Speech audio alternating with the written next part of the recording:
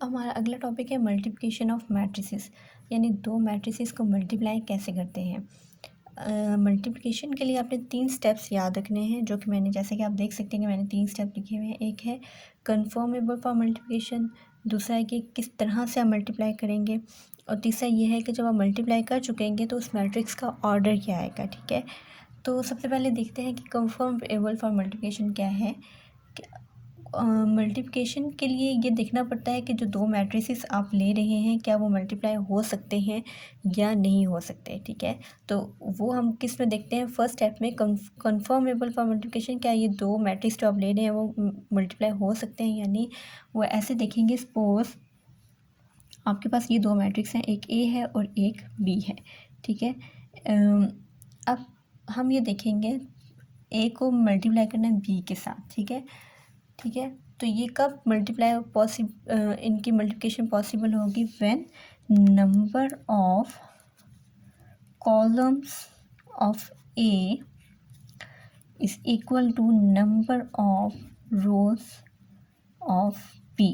इनकी मल्टीप्लिकेशन तब पॉसिबल होगी, ये आपने याद रखना है, कि जब फर्स्ट मैट्रिक्स के कॉलम जो हैं वो दूसरे मैट्रिक्स की रोज़ के इक्वल होंगे। ठीक है, इसका जो भी ऑर्डर होगा, इसके ऑर्डर में जो जितने कॉलम्स होंगे वो इस मैट्रिक्स के रोज़ के बराबर होना चाहिए। मसलन मैं दो मैट्रिक्स लिखती हूँ, एक ए है, इसका ऑर्डर लिखती हूँ 2/3, और एक बी लिख रही हूँ, इसका ऑर्डर है 3/2।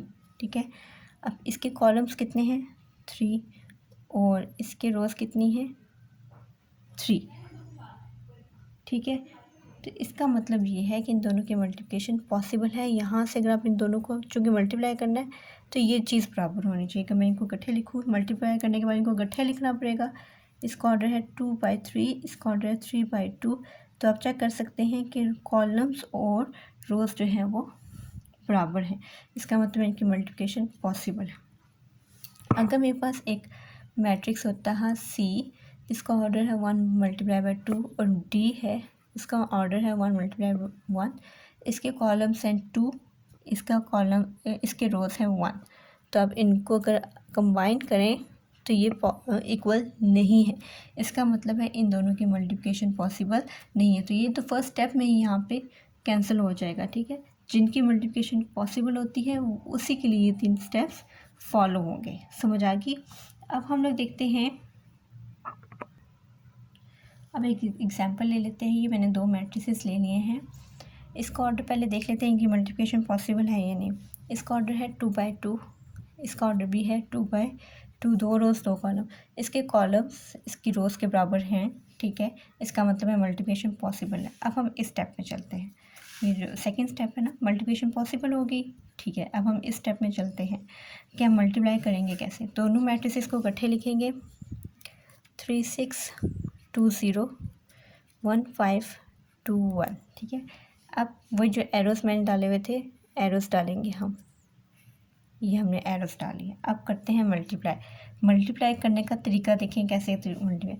ये जो इसकी फ़र्स्ट रो है इसके फर्स्ट कॉलम के साथ मल्टीप्लाई होगी, फिर इसकी फ़र्स्ट रो इसके दूसरे कॉलम के साथ मल्टीप्लाई होगी। करके देखते हैं, पहली रो 3 मल्टीप्लाई होगा इसके पहले कॉलम के साथ 1, 3 मल्टीप्लाई बाय 1 3 मल्टीप्लाई 1, प्लस दरम्यान में हमेशा प्लस आएगा, 6 मल्टीप्लाई बाय 5। अब इसकी पहली रो पहले कॉलम के साथ मल्टीप्लाई कर दी, अब इसकी पहली रो इसके दूसरे कॉलम के साथ मल्टीप्लाई करेंगे, 3 मल्टीप्लाई बाय 2, 3 मल्टीप्लाई बाय 2, दरम्यान में हमेशा प्लस, 6 मल्टीप्लाई बाय 1। ठीक है, ये क्लोज। अब 2, अब इसकी दूसरी रो इसके पहले कॉलम के साथ, फिर दूसरी रो इसके दूसरे कॉलम के साथ, 2 मल्टीप्लाई बाय 1 प्लस दरम्यान में हमेशा प्लस, 0 मल्टीप्लाई बाय 5। ठीक है, इसी तरह इसकी दूसरी रो इसके दूसरे कॉलम के साथ 2 मल्टीप्लाई होगा 2 के साथ, प्लस 0 मल्टीप्लाई होगा 1 के साथ। अब हम लोग इसको सिंप्लीफाई कर लेंगे तो ये हमारा आंसर आ जाएगा, 3 multiply by 1 3 plus 30, 6 plus 6, 2 plus 0 4 plus 0। ठीक है, तो ये क्या आ जाता है आपके पास 33, 12 और 2 एंड 4। तो ये हमने मल्टीप्लाई कर लिया। फिर मैंने कहा था तीसरे स्टेप की तरफ आते हैं कि order of matrix after multiplication. उस मैट्रिक्स का ऑर्डर क्या होगा जिसको हमने मल्टीप्लाई कर दिया, उस मैट्रिक्स का ऑर्डर क्या होगा। ये जो जब हमने मल्टीप्लाई किया था हमने ये देखा था कि इसकी रो, इसके कॉलम इसके रो के इक्वल होने चाहिए। ये जो बाकी दो बच के थे ये दोनों, ये बताएंगे ऑर्डर क्या होगा। ये जो बच के थे ये बताएंगे। अब इसकी रोज़ बची थी इसकी कॉलम्स, तो ये हमारे पास मल्टीप्लिकेशन के बाद का ऑर्डर आता है, 2 रोज़ 2 कॉलम्स। अब ये देखिए ये था ना इनका ऑर्डर, ये देखा था ना कॉलम्स रोज़ के इक्वल है। अब देखते हैं इसका मल्टीप्लाई करने के बाद ऑर्डर क्या आया, 2/2। तो इसकी रोज़ ये बचा था ये बचा था, ये हमें बताएगा कि आफ्टर मल्टीप्लिकेशन ऑर्डर क्या होगा, 2/2। ठीक है, थोड़ा सा कॉम्प्लिकेटेड है लेकिन एक दो आपको समझ आ जाएगा तो बहुत ईजी होगा।